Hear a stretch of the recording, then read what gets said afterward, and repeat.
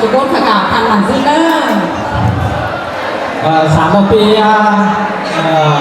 má các bạn hiến bóกันเริ่มเชื่อกันนะถึงเสียหายม้วนน้อยนึงแช่ขอนซิเล่เนาะ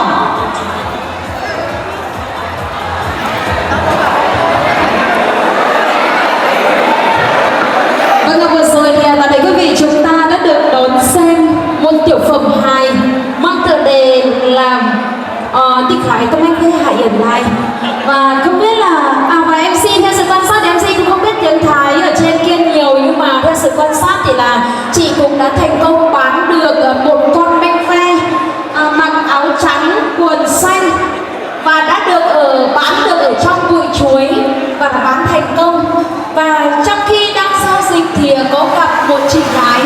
cũng đang chuẩn bị di chuyển về quê hương Triềng Đông để mừng công múa Thái Tây Bắc đến từ đội văn nghệ của quê hương Sông Mã. Nào xin mời đại gia đình hãy giúp MC là dàn những mâm cỗ để chúng ta hãy chuẩn bị đến với vòng xòe